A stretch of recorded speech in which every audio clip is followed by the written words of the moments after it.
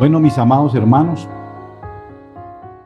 hace 15 días habíamos tratado sobre el versículo 67 de Juan 6, pero lo abordé superficialmente este versículo. Así que, mis hermanos, meditando esta semana sobre este pasaje y sobre todo sobre este versículo, profundicé más sobre él. Y pude, mis hermanos, encontrar muchas enseñanzas. Y mi deseo es compartir con ustedes estas enseñanzas. Según en el versículo 67, Jesús hace una pregunta al remanente o discípulos que quedaron con él después de la deserción de una gran multitud. ¿Cuál fue la pregunta que hizo el Señor Jesucristo? ¿Queréis acaso iros también vosotros? Hermanos, si tomamos estos en el idioma original, esta pregunta quedaría de la siguiente forma: ¿desean realmente seguir siendo mis seguidores? ¿Ustedes están decididos definitivamente a permanecer conmigo? Tal vez esta pregunta sería muy desconcertante hoy en día para nosotros. Y entonces podemos preguntarnos a través de esta pregunta: ¿acaso Dios no conoce lo más profundo de nuestros corazones? El por qué Cristo entonces le hace esta pregunta a sus discípulos. Esta pregunta de nuestro Salvador tenía un propósito, y uno de ellos era para que ellos se probasen a sí mismos, y una oportunidad muy grande para abrir su boca y confesar su fe. El apóstol Pablo más adelante confirma esto, según lo que nos dice Romanos 10:9. ¿Y qué nos dice Romanos 10:9, mis hermanos? Que si confesares con tu boca que Jesús es el Señor y creyeres en tu corazón que Dios le levantó de los muertos, entonces será salvo. Y ese es el propósito de Jesucristo con estos discípulos, que ellos confesaren. ¿Con qué? Con su boca. Además de esto, era un desafío con respecto a su nivel de compromiso que tenían ellos ante él. Y ante la palabra queréis, Jesucristo pone entonces en la voluntad de ellos a que tomen una libre decisión. El Señor les está diciendo que no es obligación ni por fuerza que le siga, que es una entrega incondicional a Él. Porque mismo el Señor Jesucristo dijo: si alguno quiere o desea ser mi discípulo, niéguese a sí mismo y sígueme. Esto entonces nos hace entender que para ser salvo y ser discípulo de Jesús, se depende absolutamente de la Trinidad, o sea, del Padre, del Hijo y del Espíritu Santo. Del Padre, porque Él nos da un regalo inmerecido, o sea, gracia. El reformador John Bradford, refiriéndose a la gracia de Dios, al ver a los pobres criminales ser llevados a la horca, él solía decir: allá va John Bradford. Si no fuere por la gracia de Dios, yo estaría en su lugar. Ya Jesús les había dicho a estos 12 en los versículos 69 al 66 que solo Dios es el que permite la salvación. Al fin y al cabo, fue Dios el Padre el que planeó la salvación para nuestras vidas. El Hijo, en el Hijo se debe creer en Él, quien prometió que todo aquel que en Él cree tendrá vida eterna. En el Espíritu, ¿por qué? Porque el Espíritu es el que convence al mundo de pecado, de justicia y de juicio. El Espíritu de Dios es el que da vida a nuestro espíritu, que está muerto para Dios. Porque él mismo lo dice en Romanos 6:23, porque la paga del pecado es que es muerte. Muerte física, muerte espiritual y muerte eterna. Hermanos, les pido que abramos nuestra Biblia un momentico. Entonces, en Juan 6, del 68 al 71. Después de hacerle Jesucristo la pregunta, ¿queréis acaso iros también vosotros? Dice la palabra de Dios. Le respondió Simón Pedro, Señor, ¿a quién iremos? Tú tienes palabras de vida eterna. Y nosotros hemos creído y conocemos que tú eres el Cristo, el Hijo del Dios viviente. Entonces Jesús le respondió, ¿no os he escogido yo a vosotros los 12? ¿Y uno de vosotros es el diablo? Hablaba de Judas Iscariote, hijo de Simón, porque este era el que le iba a entregar y era uno de los 12. Amén. En esta narración, mis hermanos, vemos que se habla de Judas, el que lo iba a entregar. Judas estaba entre ellos, pero este nunca había creído en Jesús. Estaba con ellos, pero no era de ellos.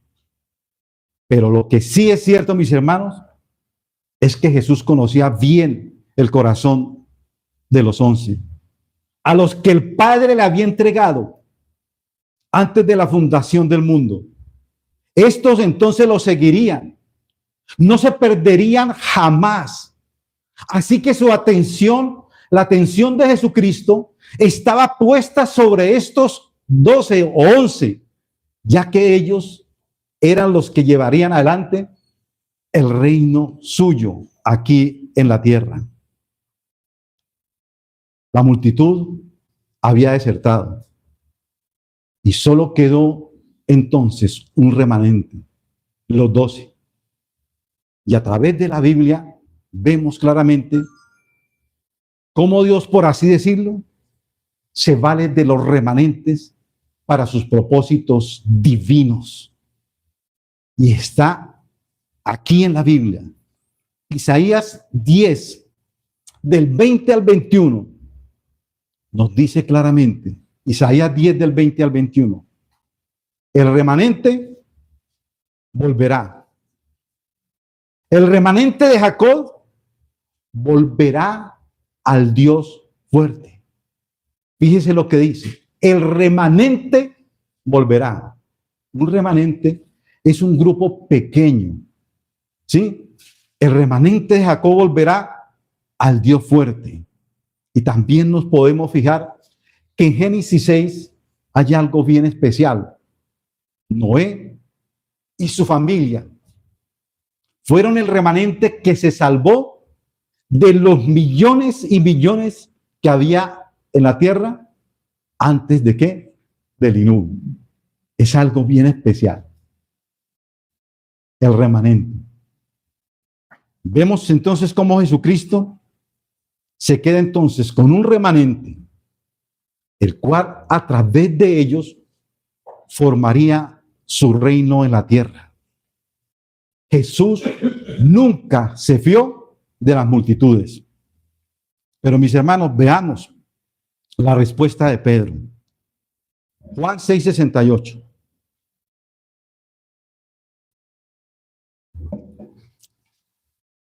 Le respondió Simón Pedro, Señor, ¿a quién iremos? Solo tú tienes palabra de vida. Las escrituras nos muestran que los demás discípulos, cuando querían preguntar algo, siempre lo hacían a través del apóstol Pedro. Él era el vocero ¿de qué? De los 11. Y entonces vemos aquí a Pedro respondiendo con otra pregunta. Señor, es que ¿a quién iremos? Hermanos, y aquí prácticamente es el grueso de la predicación el día de hoy. A mí me llamó mucho la atención cómo empieza Pedro y cómo se dirige a Jesucristo. Por eso he llamado la predicación esta: tú, mi Señor. Entonces, ¿qué significa la palabra Señor? Cada palabra de la Biblia tiene un propósito. Veamos entonces el significado de ella. Señor o amo significa. Y es alguien que le pertenece o dispone de una persona o cosa. Una persona dispone de otra persona o cosa. Esa persona que dispone de los otros es llamado Señor o amo. Y lo vemos en la palabra de Dios. Por lo menos, cuando nombra en la Biblia el Señor de la viña, el Señor de la mies, el Señor del día de ¿qué? De reposo. Vemos cómo es nombrado el Señor. También se aplica entonces a Dios como un gobernante o como rey del universo. Y en el Nuevo Testamento se utiliza para dar una profunda designación al señorío oficial de Jesucristo, el señorío oficial de Jesucristo.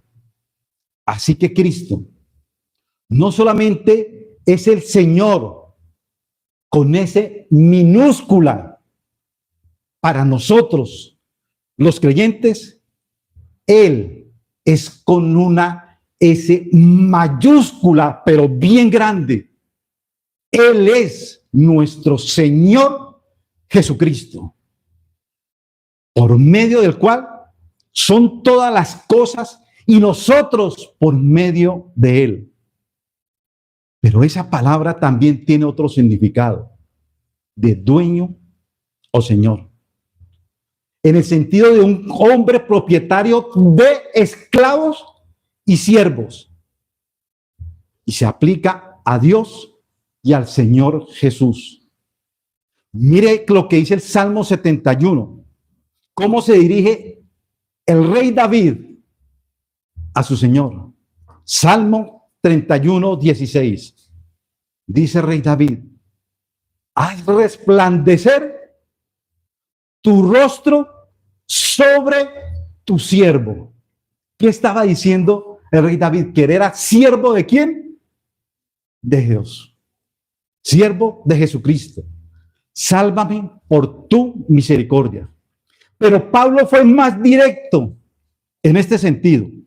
Si nosotros vamos a 1 Corintios 7:22, dice el apóstol Pablo: porque el que en el Señor fue llamado siendo esclavo, liberto es del Señor. Asimismo, el que fue llamado siendo libre, ¿qué dicen mis hermanos? Esclavo es de Cristo. Si nosotros hemos sido libertos de la esclavitud del pecado, entonces venimos a ser esclavos ¿de quién? De Cristo. Esclavos de Cristo. Mis amados hermanos, y tal vez esto te suene feo, la palabra esclavo, pero lo cierto es que Jesucristo, Él mismo nos dio ejemplo de esclavitud, de ser siervo. ¿Por qué, mis hermanos? Porque Él se vacía completamente de su gloria, se vacía completamente de su privilegio, se vacía completamente de su exaltación. Jesús en la encarnación se hace a sí mismo como alguien sin reputación. En su propia voluntad, permite que su propia posición divina, exaltada, sea sometida a la hostilidad humana, a la crítica y a la negación humana, tomando, mis hermanos, forma de siervo, haciéndose semejante a los hombres. Él no solo vino como un hombre, él vino como un esclavo. Vino en una posición que no llevaba consigo ninguna exaltación, ninguna dignidad. Solo llevó indignidad. Filipenses 2:8. Dice su palabra, y hallándose en forma de hombre, se humilló él mismo, haciéndose obediente hasta la muerte, la vergonzosa muerte de la cruz. Porque la muerte de Jesucristo en la cruz fue extremadamente vergonzosa. Vergonzosa. Se humilló tanto por nosotros. Y no solo esto, sino que la oración sumo sacerdotal de él le pidió al Padre que le glorifique con la gloria que él tuvo con el Padre desde la fundación del mundo. Y esto es lo que hace el Padre al terminar Jesucristo su obra. Lo exalta de gran manera y le da un nombre que está por encima de todo nombre. Dios lo exalta hasta lo sumo, a tal punto que cuando se escucha el nombre de Jesús, toda rodilla se debe inclinar y toda lengua debe confesar que Él es el Señor, para la gloria de Dios Padre, para la gloria del Dios Padre. Mis hermanos, y esto fue lo que hizo el apóstol Pedro, exaltando a lo sumo a Jesucristo, diciéndole, tú eres mi Señor. Y en Mateo encontramos algo relacionado con esto. Mateo 16:17.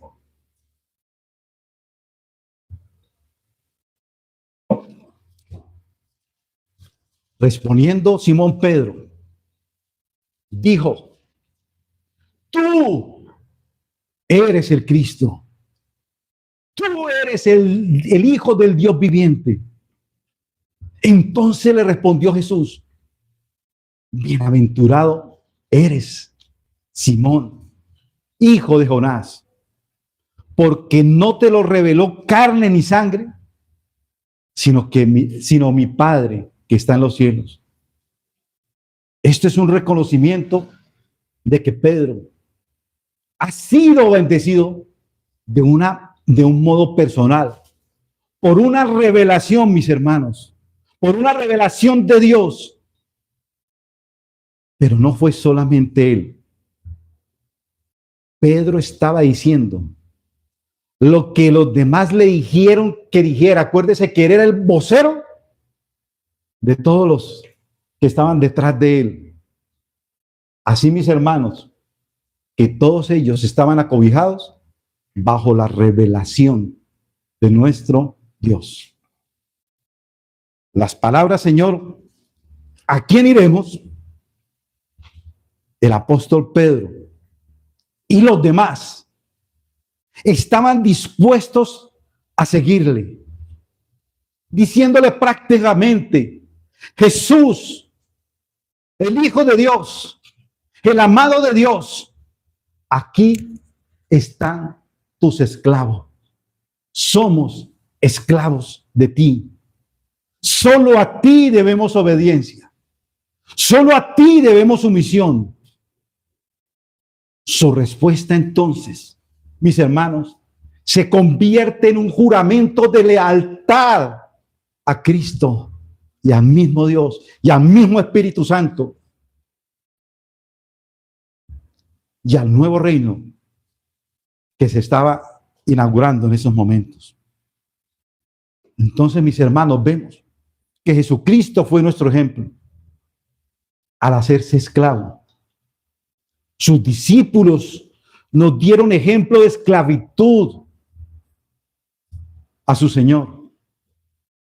Entonces pregunto, mis hermanos, ¿cuál debe ser entonces nuestro modelo a seguir? Cristo no pensó en sí mismo. Cristo se negó y todo lo hizo por agradar a su Padre.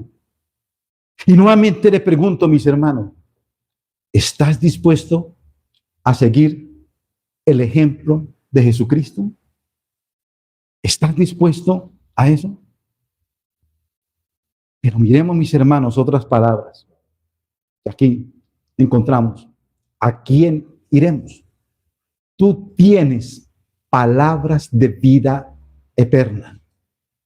Pedro entendió muy bien lo que Jesucristo dijo en el versículo 63. El Espíritu es el que da vida.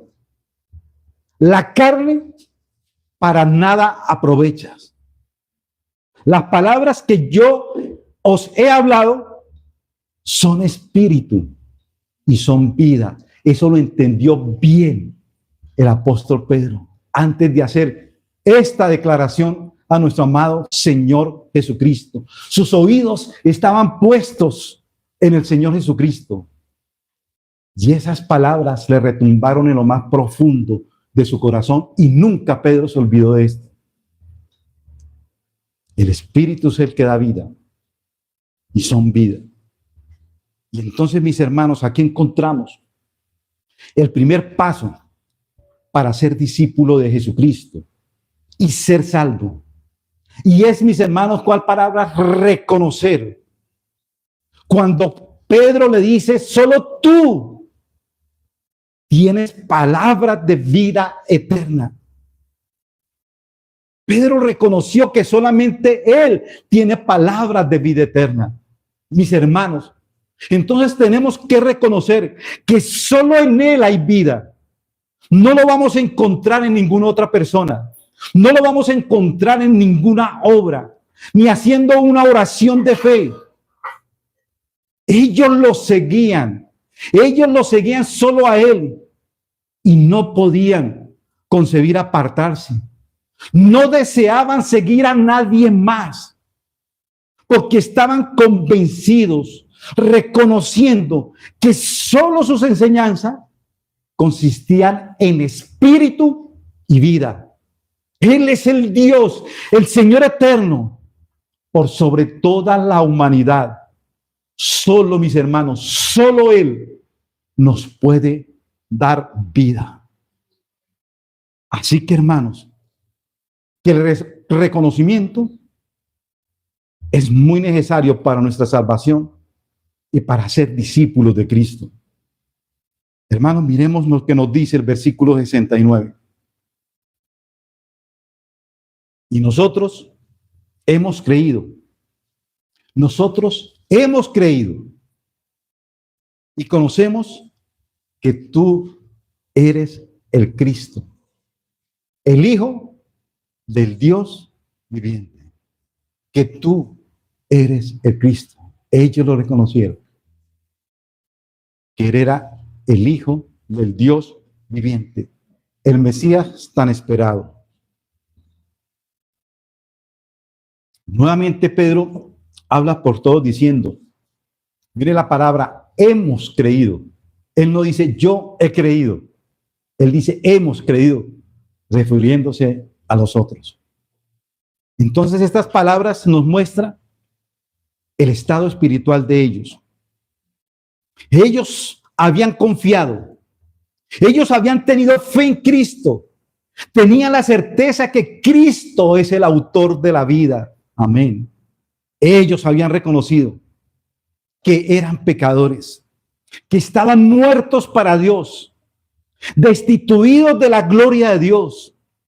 Habían reconocido que habían pecado en contra del Dios grande, majestuoso, potente. potente Dios.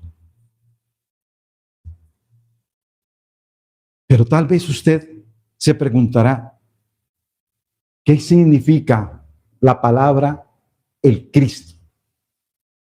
Según el diccionario bíblico ilustrado, está relacionado con el Mesías, el ungido, el sumo sacerdote, el rey, el santo de Dios. Hermanos, si unimos estas palabras, entonces esto quedaría de la siguiente manera. Nosotros hemos creído en tus palabras. Tenemos fe en lo que has dicho. Confiamos en que tus palabras son vida y verdad. Porque tú eres el Mesías. Porque tú eres el ungido. Porque tú eres el sumo sacerdote. Y sobre todo, eres el santo de Dios.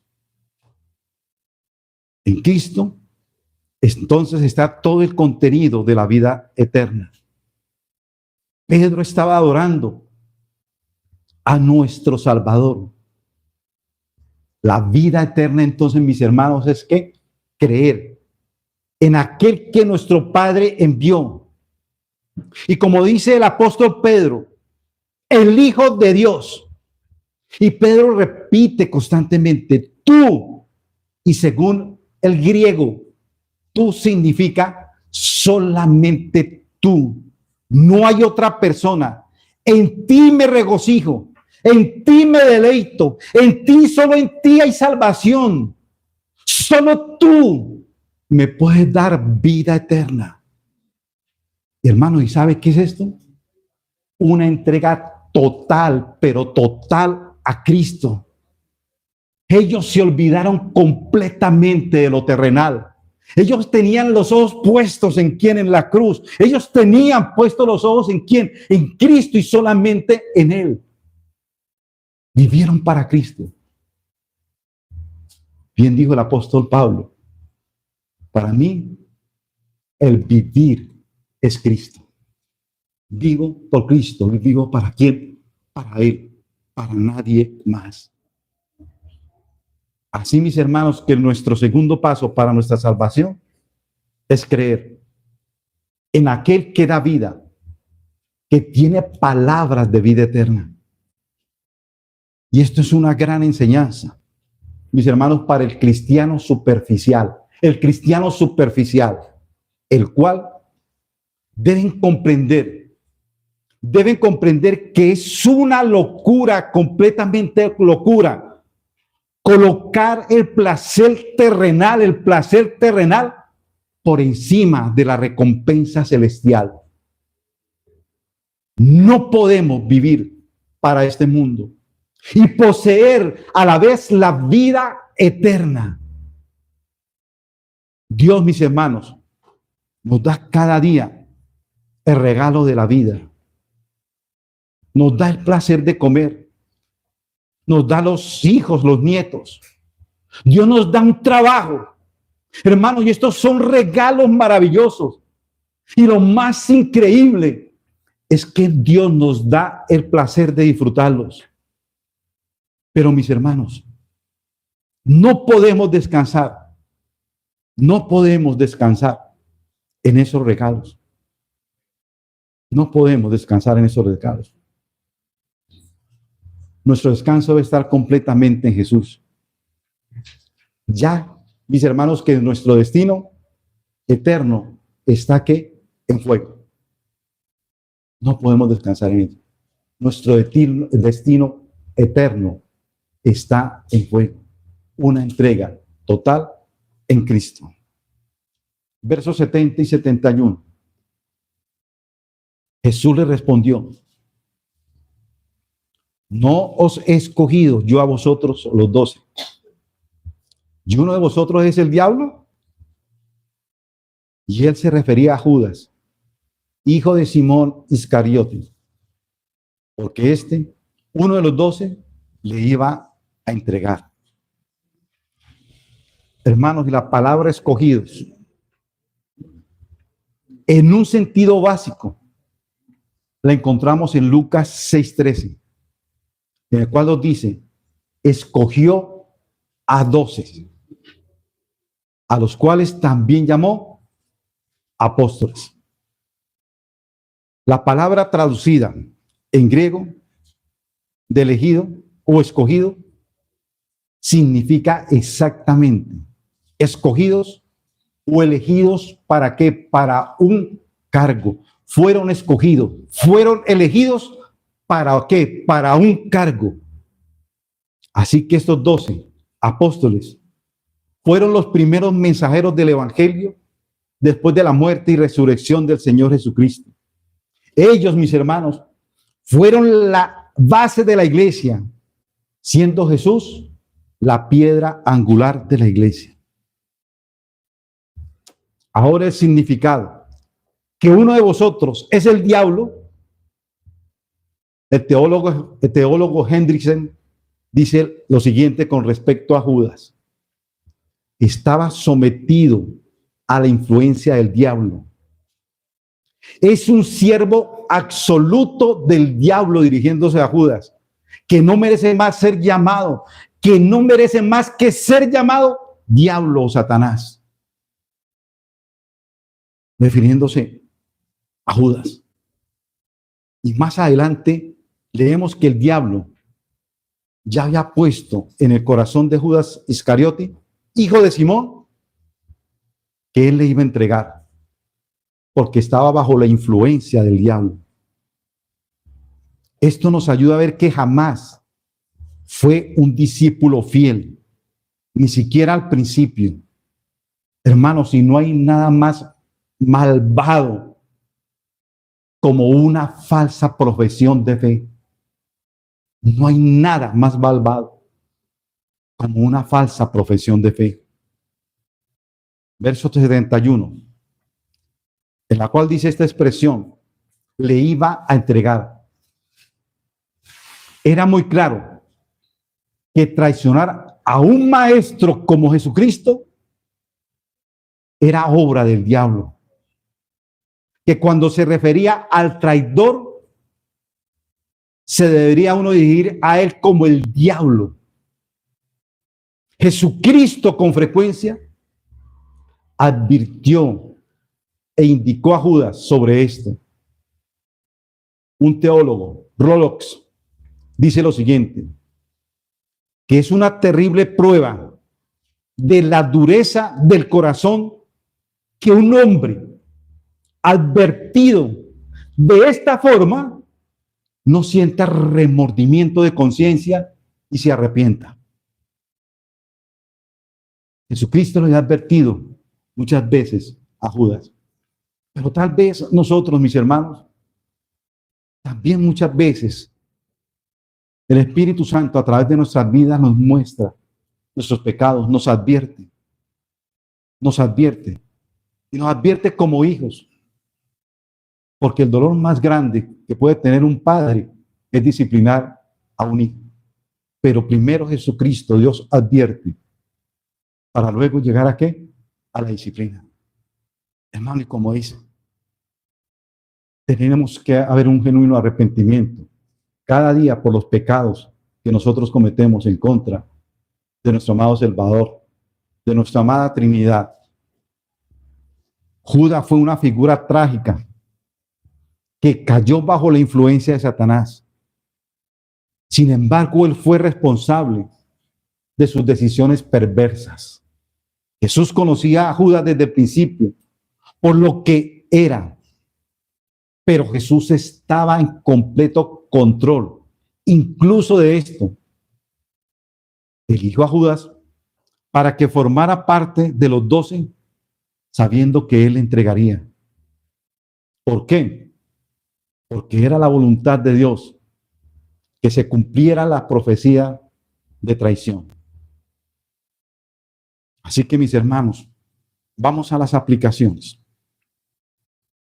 Recordemos algo, que todo el capítulo 6 de Juan es el sermón más largo de Jesucristo que él pudo haber dado.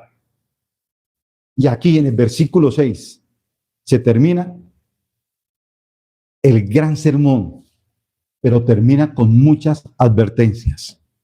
Primero,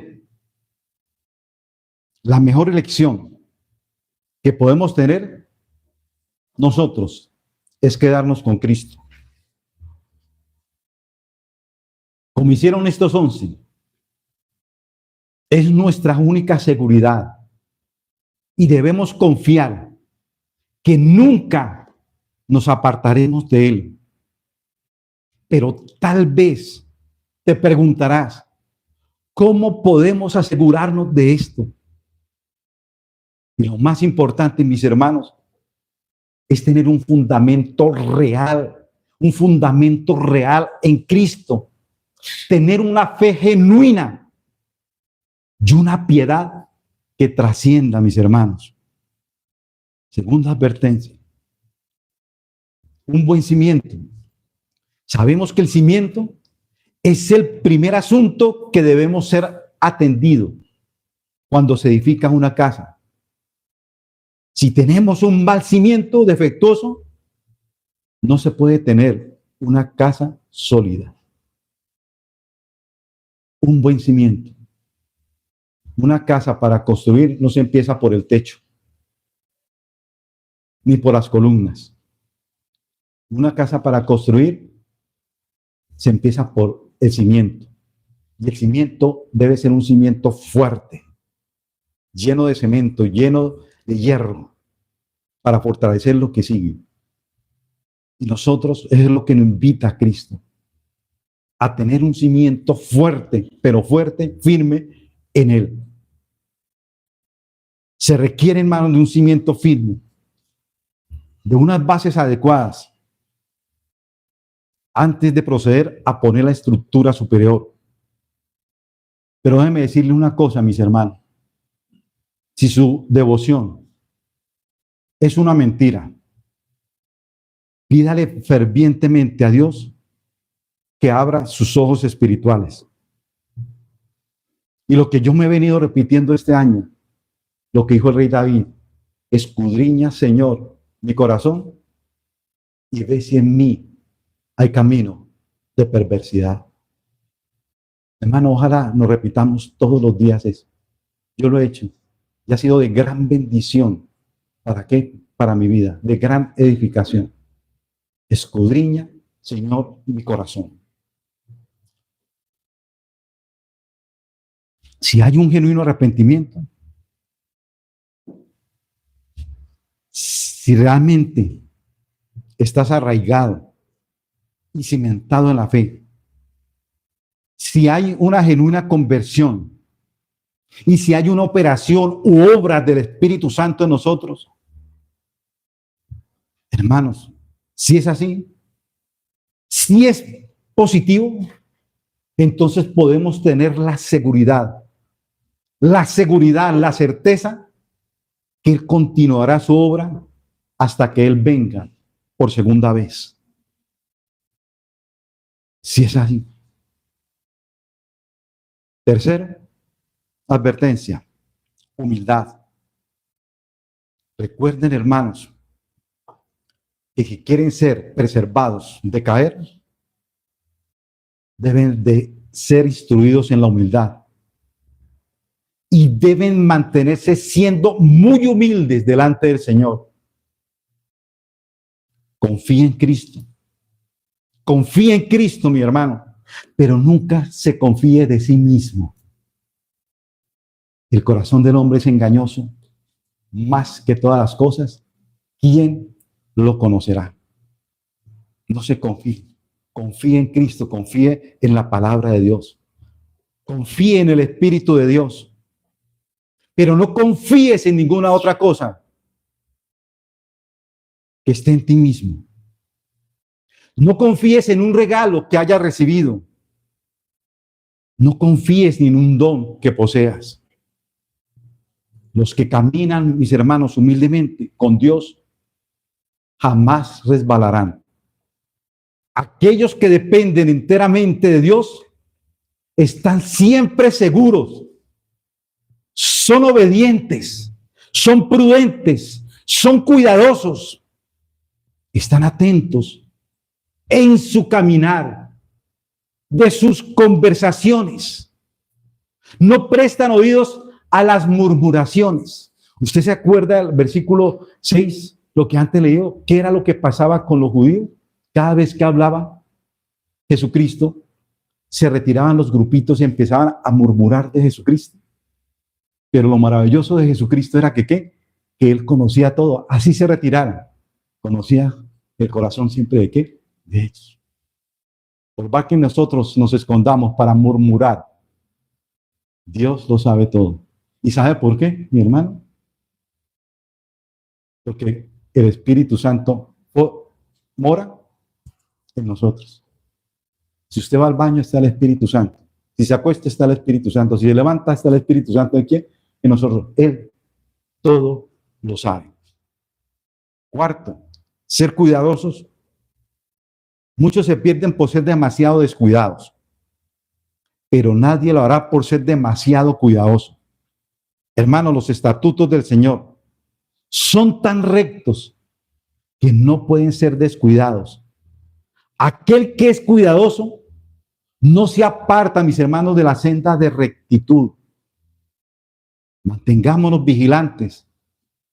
Mantengámonos constantemente en oración. Hermano, es que sin oración terminaremos abandonando a nuestro Señor, como lo hicieron aquella multitud que se fueron ante las palabras del Señor Jesucristo. Hermanos, y hoy en día las iglesias necesitan más y más y más oración, porque hoy en día hay más ataques del enemigo a las iglesias. Necesitamos orar mucho, no solamente por esta iglesia, sino por todas las iglesias bíblicas. Están siendo atacadas, y están siendo atacadas fuertemente, mis hermanos. Noticias que me llegan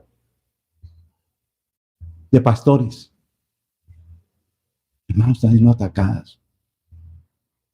Y no es solamente responsabilidad del pastor. Si tú amas esta iglesia, es responsabilidad tuya que oremos también por esta iglesia. Y oremos fervientemente. Jesucristo bien lo dijo. Velad y orad.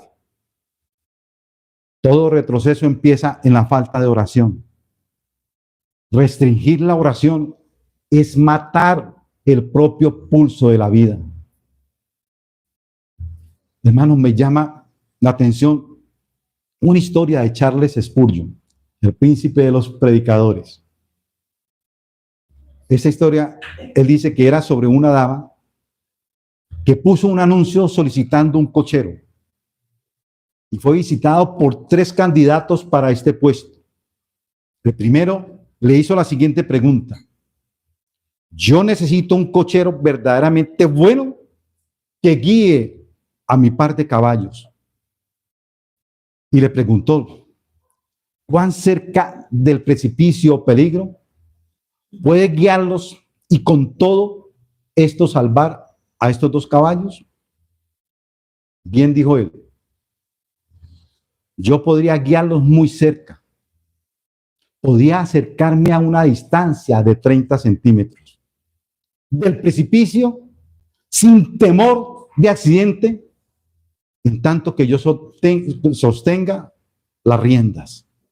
Ella le despidió como en el comentario de que no le servía. A la siguiente persona que vino le hizo la misma pregunta: ¿cuán cerca del peligro y del precipicio podría tú guiar a estos caballos y que no perezcan? Dijo, alzando su voz, yo podía guiarlos hasta un cabello de distancia y sin embargo podría esquivar hábilmente cualquier contratiempo que se presente. ¿Qué le dijo esta dama? Usted tampoco me sirve, le dijo ella. El tercero que entró tenía otra mentalidad, de manera que cuando la dama le hizo la pregunta, ¿cuán cerca del peligro podría guiar a mis caballos? Él le respondió, señora, nunca lo he intentado.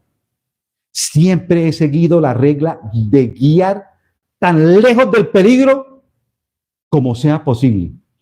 Alejarme lejos del peligro cuanto me sea posible. La ama lo contrató inmediatamente.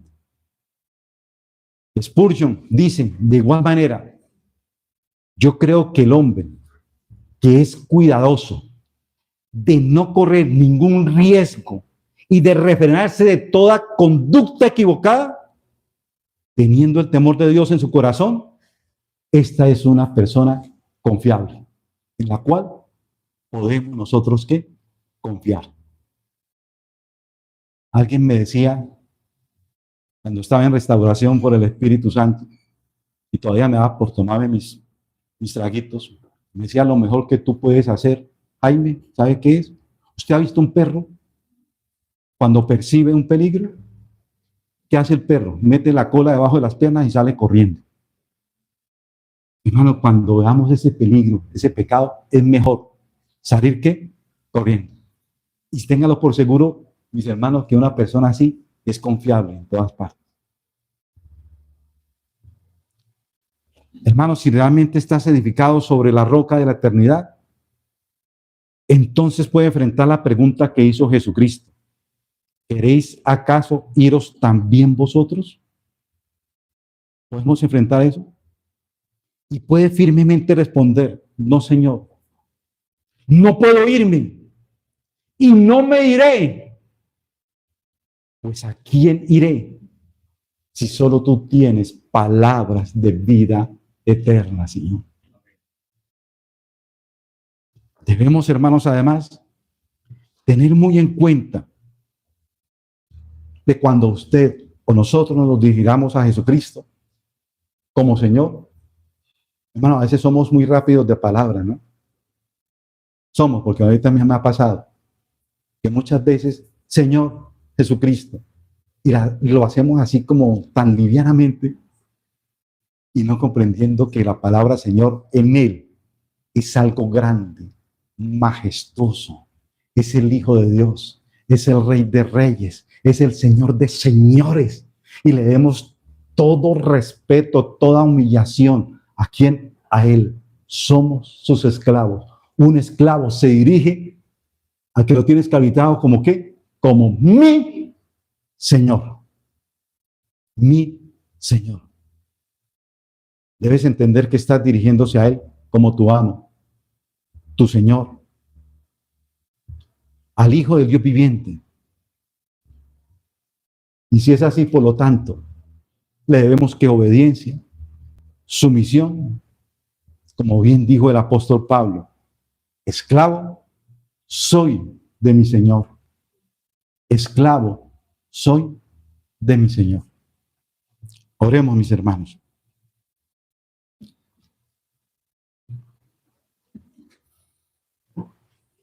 Amado Padre, grandioso, gran Señor, todopoderoso, creador del cielo y de la tierra. Amado Salvador, amado Espíritu Santo, pido hoy, Señor, por esto mis hermanos, Señor, no te pido que los saques del mundo, sino que los preserves del maligno. Estos mis hermanos, Dios, no pertenecen al mundo. Ellos no son Padre Santo del mundo. Amado Padre, gracias por estas palabras, Señor. Ayúdanos, Dios, a comprender lo más profundo de nuestro corazón. Señor, Jesucristo fue nuestro ejemplo. Pablo fue aún siendo ejemplo. Cuando bien dijo, esclavo, soy de ti, Señor. Hazme esclavo cada día más y más, Dios, de ti. Más y más de ti, más dependencia de ti. Más atento a tus palabras, que mis oídos se han abierto, Dios de los cielos, Padre Santo, para escuchar tu preciosa palabra cada mañana en mi devocional, ponerla por obra. Que mis ojos puedan ver tus maravillas, tus obras. Echa colirio en nuestros ojos para que se abran más y más a ti y ver cada día, cada instante la cruz del Calvario, por lo que hiciste, Cristo, por mí. Nadie lo podía hacer. Nadie. Humilla nuestro corazón, nuestra altivez. Humilla a Dios, pisotea el pecado que mora en nosotros. Quiero vivir solo para ti el resto de vida que nos queda. ¿Qué quieres que yo haga, Señor? ¿Qué quieres que yo haga? Aquí estamos, Señor, delante de ti. ¿Qué quieres, Dios, de mí? Todo te pertenece porque tú eres mi creador. ¿Qué puedo entregarte si tú eres mi creador? Todo mi andar, mi pensar depende de ti. Soy solo tuyo, Dios. Que nuestro amado Padre Jehová les bendiga, les guarde. Que nuestro amado Señor Jehová, Padre, haga resplandecer su rostro sobre nuestras vidas y tenga de nosotros misericordia. Que nuestro Dios alce sobre ti su rostro y ponga en ti paz. Dios, que nos santifique enteramente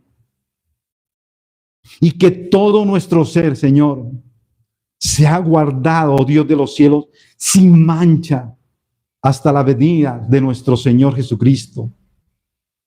Fiel es el que nos llamó, el cual también lo hará, Dios de los cielos. En el día que deseamos, Dios, la venida tuya, nos tomará de tu mano y nos llevará a ese lugar precioso, a disfrutar por la eternidad contigo. A ti, Dios, sea la gloria, honra, exaltación y alabanza por los siglos de los siglos. Amén y amén.